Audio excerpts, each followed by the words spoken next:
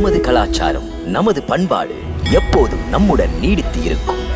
Subscribe Tilak.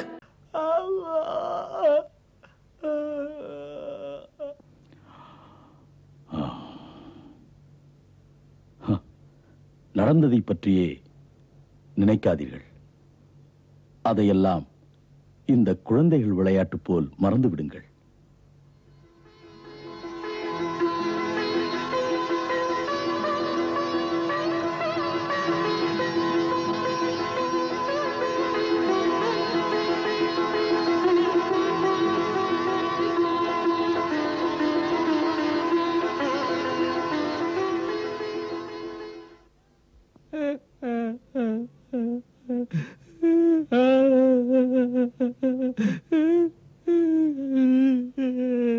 அடே மூடனே, நீ செய்த பாவம்தான் உனக்கு பதிலடி கொடுக்கிறது. கேவலம் பிச்சை காசுக்காக பிஞ்சு குழந்தையை கொல்ல புகுந்தாய். சுயநலத்துக்காக பிராமண தர்மத்தை கெடுத்து நீயும் கட்டாய்.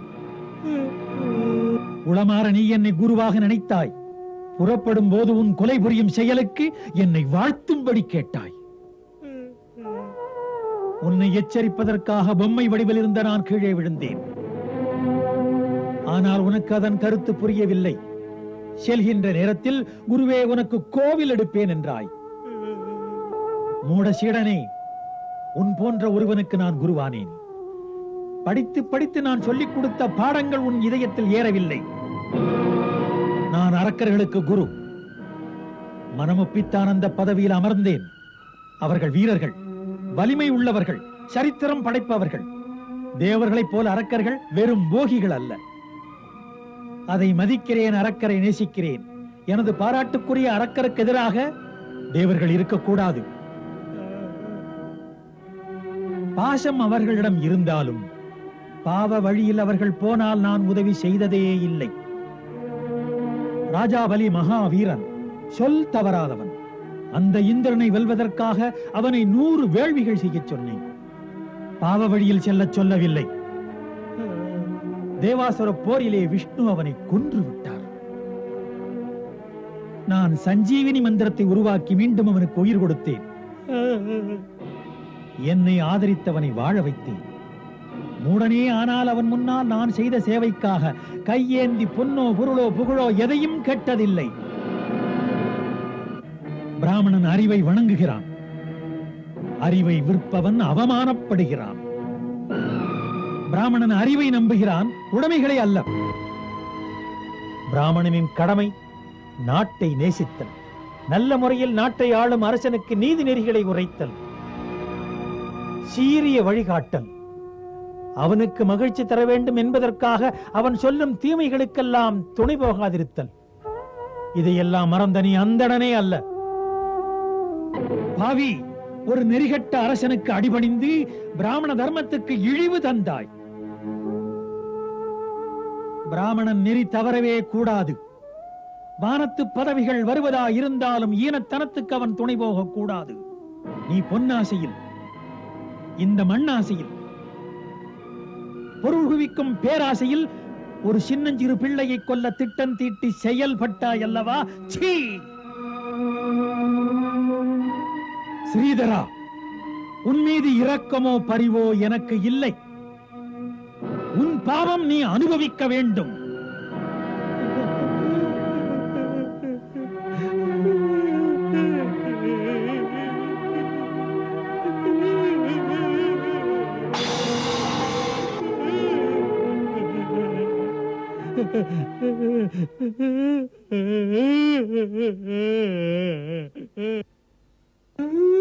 ஸ்ரீதரா,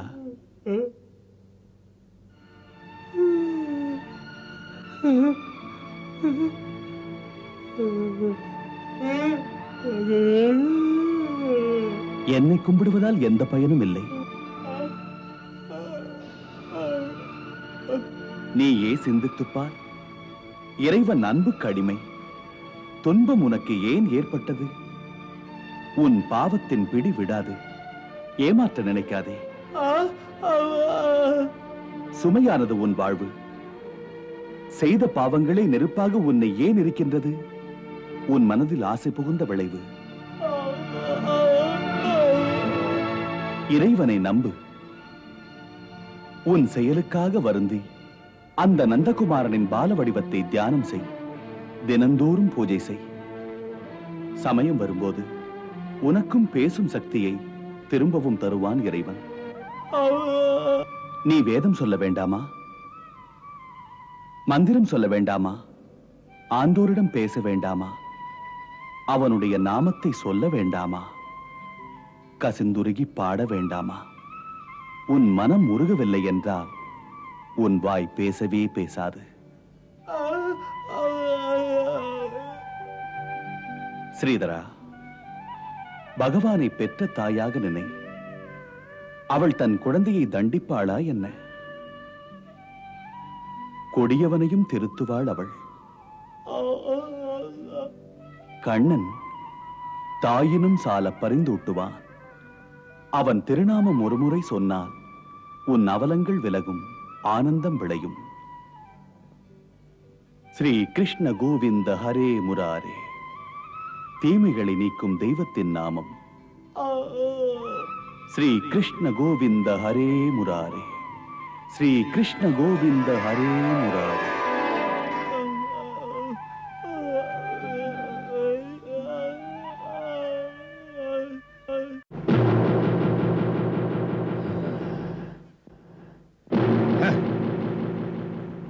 பூதனை சென்றாள், திரும்பி வரவில்லை.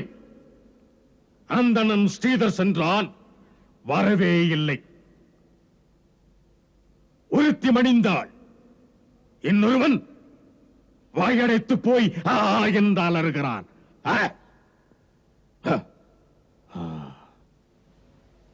காகாசுரா,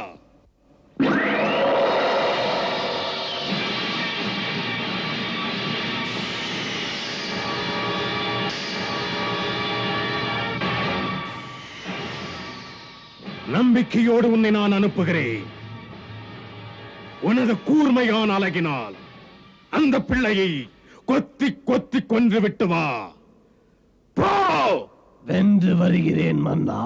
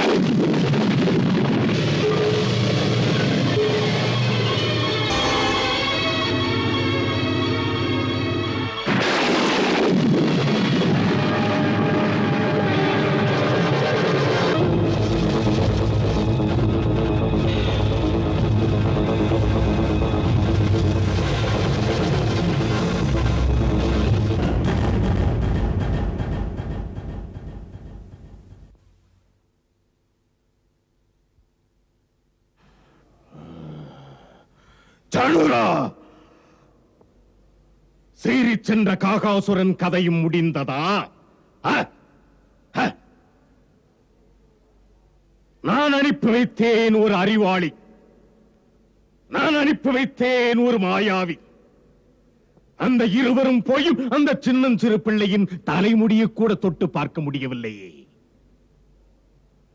அந்த பிள்ளை ஒவ்வொருவராக தட்டி பார்த்து பரலோகம் அனுப்புகிறான். நம்மை எல்லாம் பயமுறுத்துகிறான். சக்தி இருந்தால் சந்தியுங்கள் என்கிறான். அ, அ. இன்று இந்த காகாசுரனின் நிலைமையை பாருங்கள், கம்சனின் நிலைமையும் பாருங்கள். அடுத்தடுத்த அவமானங்கள். இவனை மிஞ்சும் வீரனை அனுப்பினால் அவனையும் ஒழிப்பான். அ, அ. எனக்கு தெரிய வேண்டும், இப்போதே தெரிய வேண்டும். இந்த அவமானங்களுக்கெல்லாம் முடிவு கட்ட என் நண்பர்களில் யார் இருக்கிறார்கள்? சொல்லுங்கள். மன்னவா, மன்னவா, நட்புக்காக நமனையும் சந்திக்கு துணியும் என்னை ஏன் நீங்கள் மறந்து போய்விட்டீர்கள்?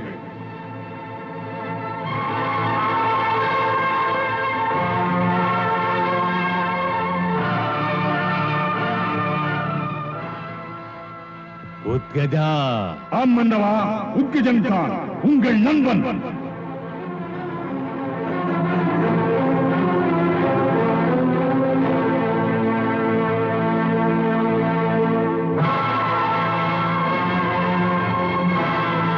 உத்கஜா, உயிர் நண்பா, உரிய நேரத்தில் வந்தாய்.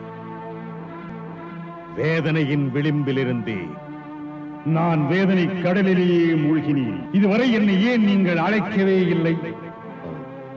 தங்கள் கண்களால் என் உருவத்தை நீங்கள் பார்க்க முடியாது. உங்கள் உணர்வுகளுமா என்னை நினைக்க விடாமல் தங்களை தடுத்து விட்டது? என்னை மன்னித்து விடு நண்பா. புண்பட்ட மனநிலை உன்னை நினைப்பதற்கு நேரமில்லை. ஆனால் நான் மறக்கவில்லை. கம்சனை போன்ற மாவீரனின் நண்பனாக நான் இருப்பதால் எனக்கு வேறெந்த நினைவுமே வருவதில்லை. இன்று நட்புக்கு இலக்கணம் வகுக்க வந்திருக்கிறேன். உங்கள் கவலை எனக்கு தெரியும்.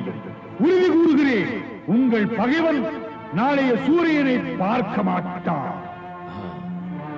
அதிலே உங்களுக்கு ஒப்புதல் இல்லை என்றால் அவனை உயிரோடு உங்கள் காலடியிலே போடுகிறேன். இல்லை, உயிரோடு அவன் இங்கு கொண்டு வர வேண்டியதில்லை. அவனை மண்ணோடு மண்ணாக்கி விட்டு வா. கவலையை விடுங்கள், வெற்றியுடன் வருவேன். விடை கொடுங்கள். நீ இந்த காரியத்தை முடித்து வந்தா நான் சொல்லுகிறேன், எனது ராஜ மண்டபத்தில் மிக பெரிய அளவில் நண்பா உனக்கு ஒரு விழா எடுக்கிறேன்.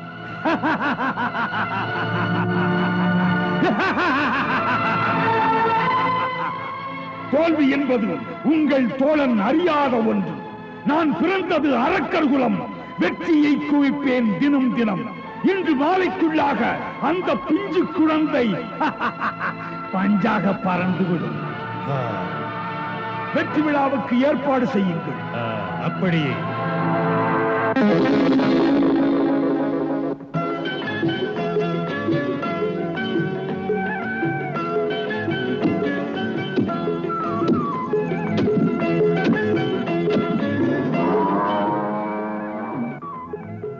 யசோதா, என்ன இங்க வாயேன்.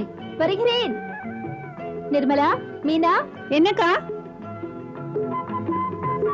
மீனா, குழந்தையை கவனமாக பார்த்துக்கொள். தொட்டிலை மெதுவாக ஆட்டு. உள்ளே வேலை இருக்கிறது, எங்கும் போய்விடாதே. என்ன? சரி.